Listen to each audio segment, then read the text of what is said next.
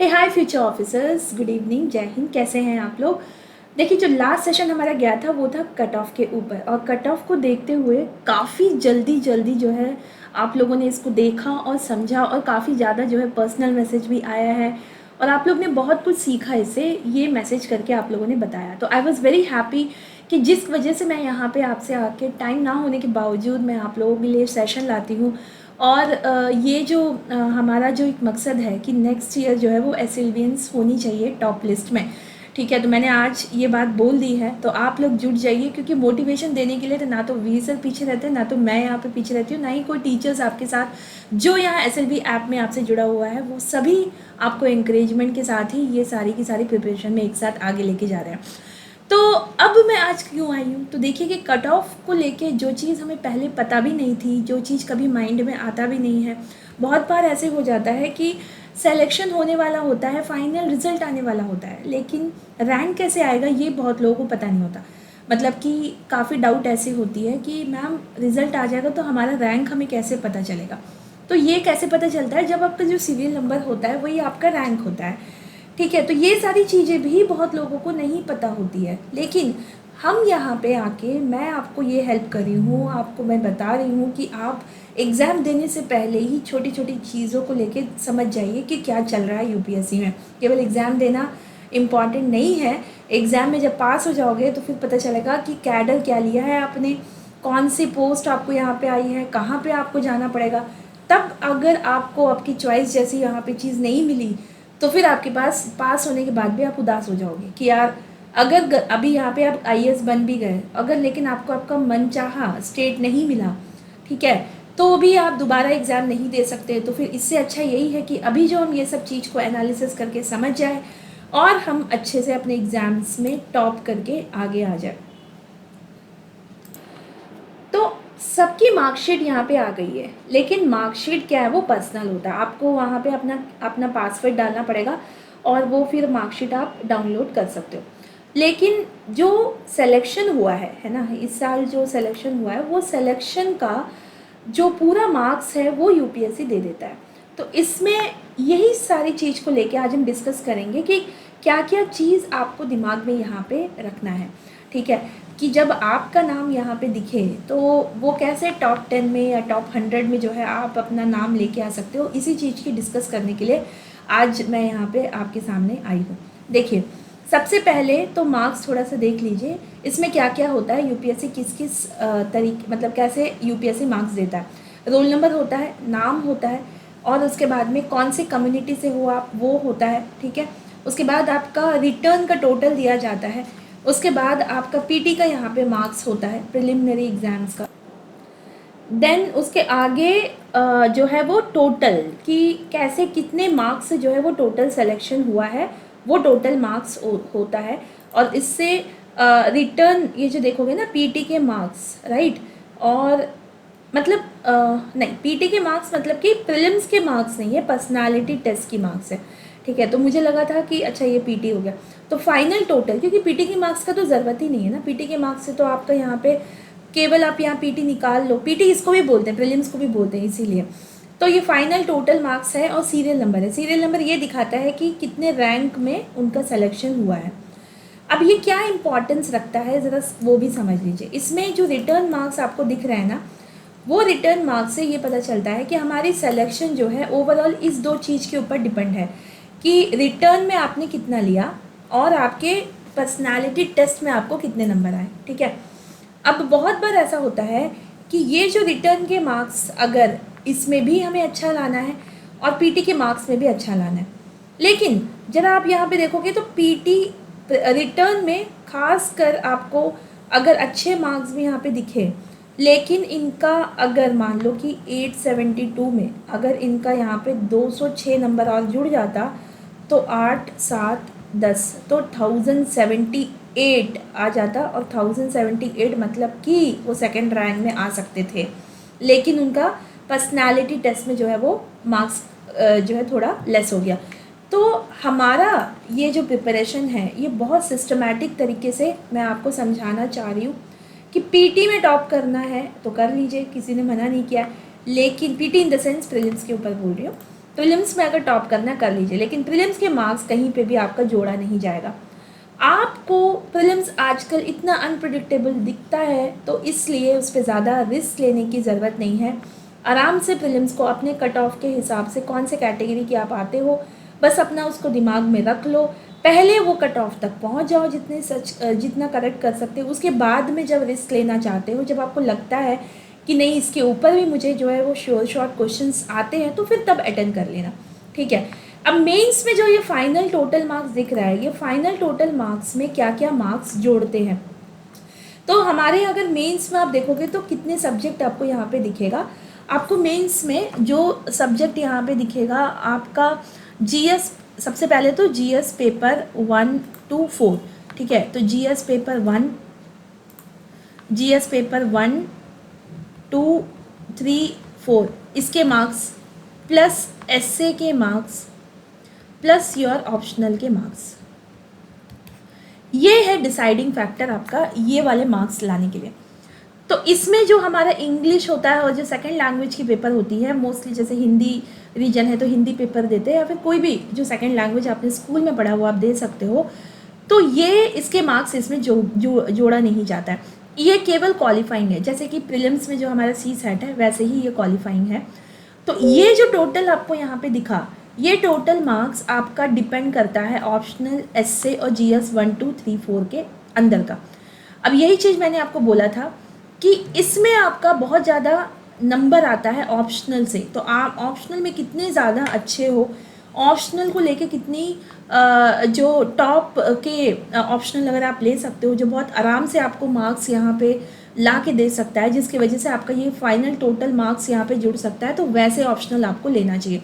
Optional को लेके कैसे चूज़ करना चाहिए ये भी मैं एक सेशन लेके आऊँगी, लेकिन ऑप्शनल मैंने कैसे इसको चूज़ किया था, जिस हिसाब से मैंने सोशियोलॉजी को चूज़ किया था वो भी यही देख के किया था कि सोशियोलॉजी बहुत अच्छा जो है वो नंबर ला के देता है। तो ये मेरी पर्सनल एक्सपीरियंस है, आप कुछ भी यहाँ पे ले सकते हो। लेकिन एक अगर रिसर्च किया जाए जो कि अभी 2023 की क्वेश्चन मतलब जो टॉप 10 यहाँ पे आए हैं, अगर आप देखोगे इनमें से इनका ऑप्शनल, तो पहले वाले का ऑप्शनल यहाँ पे इलेक्ट्रिकल इंजीनियरिंग था, दूसरे नंबर में यहाँ पे सोशो इनकी ऑप्शनल थी, तीसरे में जो है वो एंथ्रोपोलॉजी था, चौथे में भी एंथ्रोपोलॉजी था, पाँचवें में इकोनॉमिक्स था, जो 6th रैंक आए उनका पीएसआई और ऑप्शनल है, ठीक है।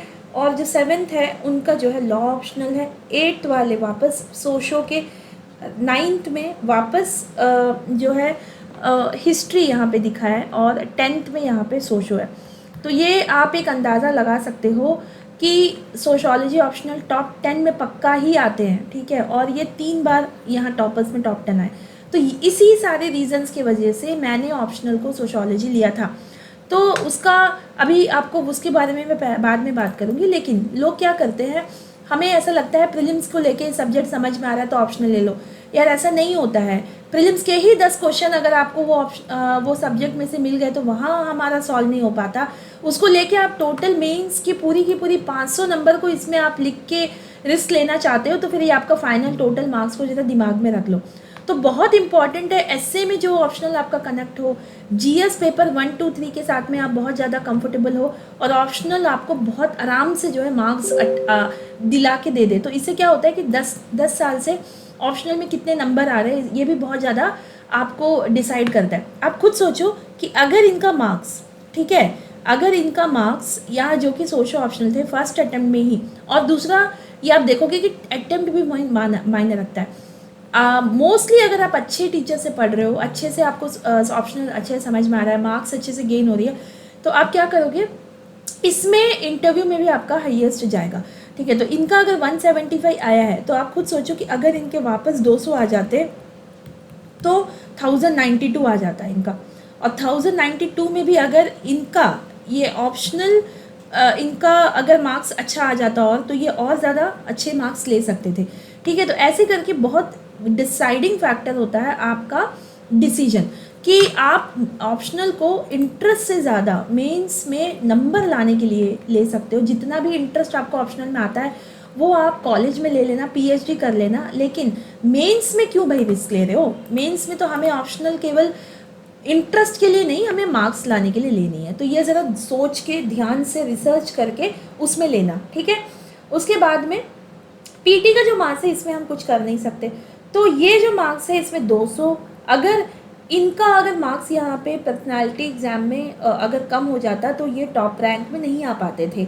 लेकिन इन्होंने अपनी पूरी मेहनत जो है मेंस में भी लगाया और यहाँ इंटरव्यू में भी लगाया, ठीक है। तो काफ़ी यहाँ पे आपको देखने को मिलेगा जो 800 के ऊपर से जा रहे हैं, और ये 800 कल को 900 भी हो सकता है अगर प्रीलिम्स में कट ऑफ बहुत ज़्यादा नीचे नहीं गया। तो प्रीलिम्स में इस बार कट ऑफ 75 गया है, 75 जनरल कैटेगरी। तो इसीलिए जब मेंस की सिलेक्शन हुई तो वो भी 700 के अंदर हुई।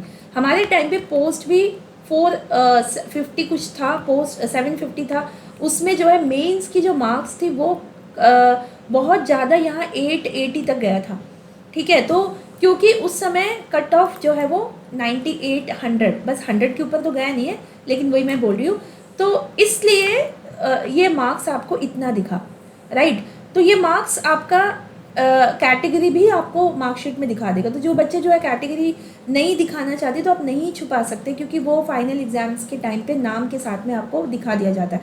तो use your category to clear your prelims. But ये कैटेगरी में आप का कोई मतलब मायने नहीं रखेगा अगर आप अच्छे से यहाँ पे मार्क्स ले लोगे और आप टॉप में आ जाओगे, ठीक है। तो ये एक चीज़ मैं यहाँ पे बताने जा रही थी। दूसरा, अगर ये डाउट होता है कि मान लो कि ये दोनों मार्क्स जो है सिमिलर हो गए, जैसे कि कोई भी एक नंबर उठा लीजिए, 1042 और 1042 दोनों को बराबर आए हुए हैं, तो फिर रैंक कैसे डिसाइड करेंगे? इसमें क्या करते हैं, जीएस के नंबर के हिसाब से रैंक डिसाइड हो जाता है। जिसका जीएस में नंबर ज़्यादा है वो उनको जो है वो एक रैंक आगे मिल जाएगा, और जिसको जीएस में कम है वो सेकंड रैंक में आ जाएगा। मतलब कि ऑप्शनल के बेसिस में अगर दोनों के मार्क्स सेम आ गए, लेकिन जीएस के बेसिस में डिसाइड होगा कि उनको फर्स्ट रैंक में देगा। फर्स्ट मतलब इसे पहले दिया जाएगा और उसके बाद वो रैंक। मेरे साथ ऐसा हुआ था। मेरे जो मार्क्स थे वो मार्क्स जो है वो सिमिलर एक कैंडिडेट के भी थे, तो वो मार्क्स का ऑप्शनल के बेसिस में नहीं हुआ डिसाइड, जीएस के बेसिस में उनको एक रैंक जो है वो आगे आ गया था। तो ऐसी ही चीज़ें जो है, छोटी छोटी चीज़ें हैं, ये आपको दिमाग में रखनी है। आपका अभी प्रीलिम्स होने वाला है, लेकिन ये सारी चीज़ें जो है वो बाकी अगले साल जो एग्ज़ाम दे रहे हैं वो भी इनको देखिए, क्योंकि इससे ये होगा कि आप अपने पहले से ही एक साल में मेंस की प्रिपरेशन आप यहाँ पे अच्छे से ले जाओगे। मेंस के प्रिपरेशन में आपको अभी के अभी ऑप्शनल चूज़ करना है। मेंस के प्रिपरेशन में अभी से अभी आपको राइटिंग प्रैक्टिस करते रहनी चाहिए। ये राइटिंग प्रैक्टिस आपकी जीएस की एक क्वेश्चन और ऑप्शनल की एक क्वेश्चन, ये आपको लगाना है।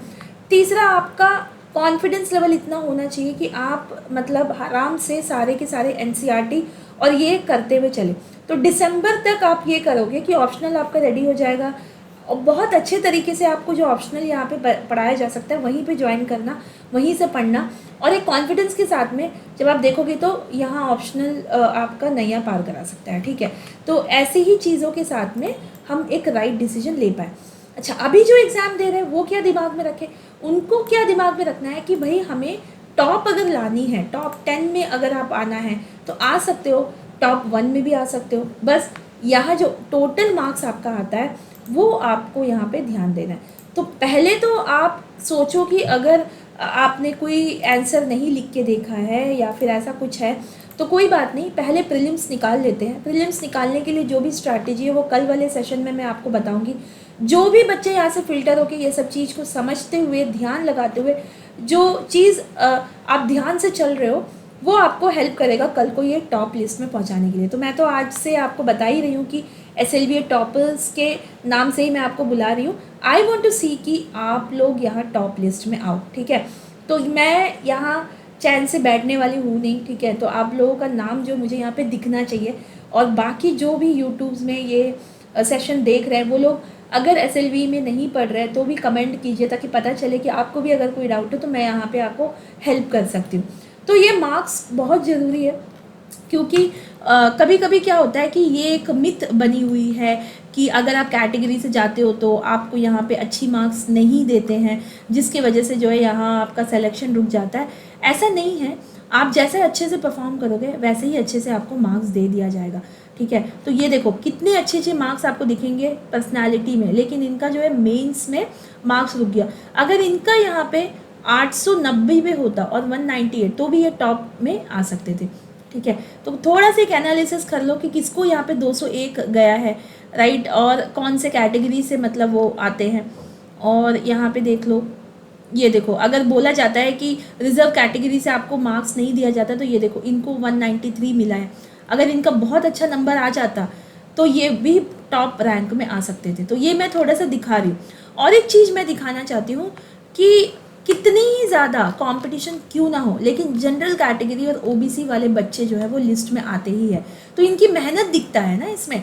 लेकिन जो रिजर्व कैटेगरी है वो उनको बेनिफिट भी मिलता है, प्रीलिम्स में मार्क्स कट ऑफ भी नीचे जाता है, लेकिन देखो तब भी फाइनल लिस्ट में जो है वो इतनी ज़्यादा आपको दिखेगी नहीं। एससी तो फिर भी दिख जाएगा, लेकिन देखो एसटी जो फर्स्ट मैंने यहाँ पे देखा उसका रैंक यहाँ पे 66 में आया हुआ है, लेकिन देखो कितनी अच्छी मार्क्स उनको पर्सनालिटी टेस्ट में मिली हुई है, लेकिन इनको जो है रिटर्न में जो है वो थोड़ा सा रह गए।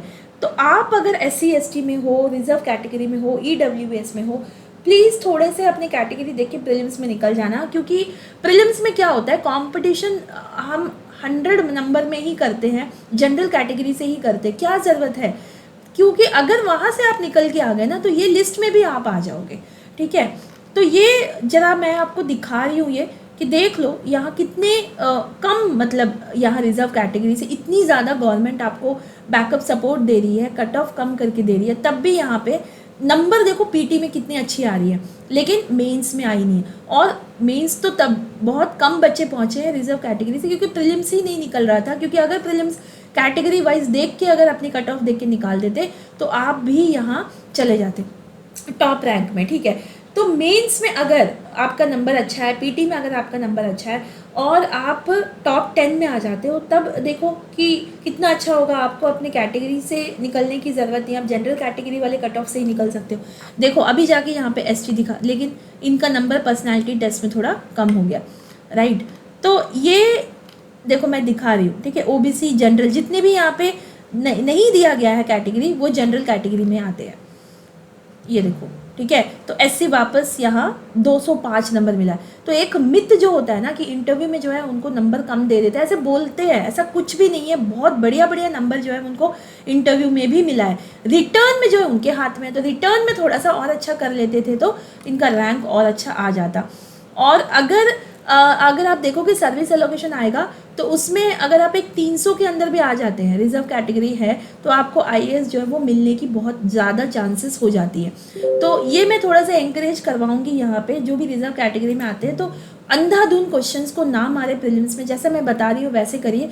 ओबीसी और जनरल कैटेगरी तो वैसे ही थोड़ी मेहनती होती है, उनको लगता है कि कंपटीशन ज़्यादा है तो थोड़ा मेहनत और ज़्यादा करते हैं, लेकिन तब भी गलत जो है वो कम करने के लिए केवल 50 क्वेश्चंस को टारगेट करके आप यहाँ पे चलना, राइट। थोड़ा और देख लेते हैं, तो मैं रिजर्व क्यों देख रही हूँ, ठीक है, क्योंकि ओबीसी का तो देखो है वापस, ये देखो 179 आया है, लेकिन बहुत कम बच्चे आपको दिख रहे हैं, राइट। तो अगर आप यहाँ पे रिजर्व कैटेगरी से ये सेशन देख रहे हो तो प्लीज़ आप जितनी मेहनत कर रहे हो, गवर्नमेंट भी आपको सपोर्ट दे रही है तो उसका फ़ायदा उठाइए। प्रीलिम्स में कैसे भी निकल जाइए, और मेंस में कैसे अच्छे नंबर लाने हैं वो तो मैंने बता दिया है। ऑप्शनल अच्छे से चूज़ कीजिए, अच्छे टीचर के साथ में पढ़िए, मटेरियल को बस ऐसे रट्टा नहीं मारना है। मेंस में कैसे आंसर राइटिंग करनी चाहिए वो सारी चीज़ SLV में मैंने मोस्टली मेंस की क्लासेस ली है, तो आप चाहो तो कम पैसे में इतनी ज़्यादा जो है वो वीर सर जो है इतनी मुश्किल मतलब क्या बोलते हैं कि इतनी ज़्यादा पैसे बच्चे ना खर्च करते हुए भी वो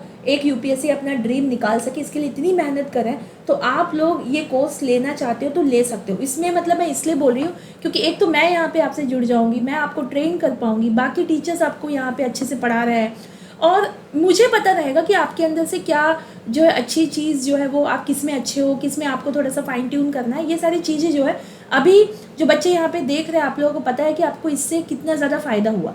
अगर आप यहाँ SLV में नहीं आते तो क्या होता आपका प्रिपरेशन, जरा 2 मिनट सोच के देखिए।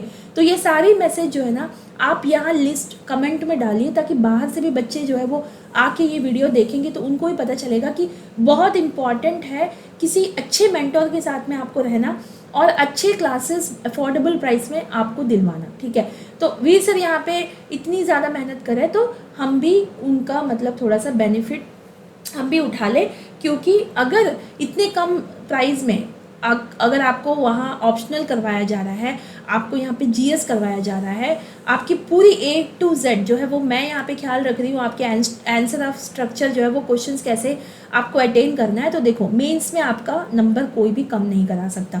और यहाँ पे बहुत जन ऐसे होंगे जिनका अटेम्प्ट जो है वो फर्स्ट अटेम्प्ट सेकंड अटेम्प्ट ना होकर थर्ड फोर्थ अटेम्प्ट गया होगा।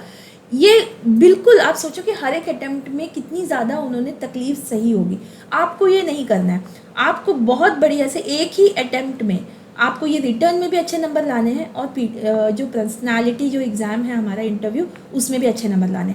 तो इसके लिए तो आप मुझसे जुड़ के रहिएगा, ठीक है, क्योंकि मेंस के लिए भी और प्रीलिम्स के बाद में जो भी क्या बोलते हैं जो 1-to-1 सेशन होगा आपको मेंस में दिया जाएगा। मेंस में कैसे आपके नंबर जो है इंक्रीज़ कराना है वो सब चीज़ जो है वो आराम से हो जाएगा। मेंटरशिप सेशन में आपको ही पता है कि मैं कैसे मेंटरशिप यहाँ पे लेती हूँ, वी सर भी अभी आके मेंटरशिप सेशन में ज्वाइन किए थे।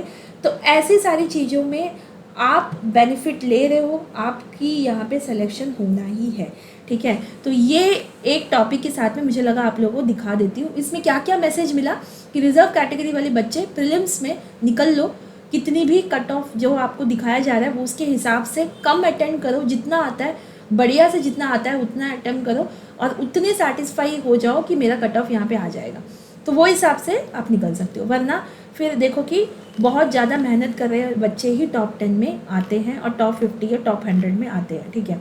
तो ये सब चीज़ मैं यहाँ पे दिखा रही थी और इंटरव्यू वाले मार्क्स भी दिखा रही थी कि कितना, देखो ये देखो 210 मिला है, लेकिन इनका 417 जो है रैंक आया, 210 नंबर, मतलब मुझे लगता है हाईएस्ट है अभी का, ठीक है। 210 नंबर जो हाईएस्ट है। थोड़ा और देखते हैं, 200 के ऊपर काफ़ी अच्छा जो है नंबर इन्होंने इंटरव्यू में दिया है। यार बोर्ड मेंबर कितने अच्छे कोलाइडल होंगे, सोचो कि इन्होंने कितने भर भर के नंबर दिया है। यार ऐसे नंबर ना हमें भी मिल जाए, और कैसे नहीं मिलेगा, ट्रेन करके मस्त एकदम यहाँ आपको इंटरव्यू में भेजेंगे, डरो मत, बस पीटी निकालो भाई सब लोग। यहाँ पे मैं मिन्नतें कर रही हूँ क्योंकि मुझे SLVS से यहाँ टॉपर चाहिए। तो मेरा तो यहाँ पे क्रेज़ बढ़ गया, क्योंकि देखो मैंने फर्स्ट इंटरव्यू में मुझे कोई इसमें नहीं बताया था, फिर भी मैंने यहाँ पे निकाला है एग्ज़ाम बस। लेकिन जो दोबारा अटैम्प्ट देती थी, घर की हालत भी इतनी अच्छी नहीं थी कि दोबारा अटैम्प्ट दे पाती, तो इसलिए नहीं दिया, ठीक है। अब निकल गए तो निकल गए, क्योंकि एक होता नहीं कि आप बहुत चले जा रहे हो, जब आपको किसी चीज़ का मतलब एक किसी चीज़ की खोज में आप चले जा रहे हो, वो चीज़ मिल गई तब और आगे चलने का हिम्मत नहीं होती। बस मेरा यही हुआ था, लेकिन ऐसा नहीं है, जो हिम्मत मैंने तब नहीं किया अभी मैं आपके ऊपर दिखा रही हूँ कि ये सारी चीज़ प्लीज़ देखते हुए चलिए। EWS का है और एक जो कट ऑफ है वो कैसे वैरी करता है वो भी मैं यहाँ पे दिखा रही हूँ। बहुत अच्छे इंटरव्यू में मार्क्स मिले हैं यार, बहुत अच्छे से मार्क्स मिले हैं, लेकिन रिटर्न के जो मार्क्स है वो भी बहुत इंपॉर्टेंट है, ठीक है। तो बस ऐसे ही ये टॉपिक के साथ में मुझे लगा एक चीज़ मुझे यहाँ पे बतानी चाहिए, तो मैंने आपको बता दिया।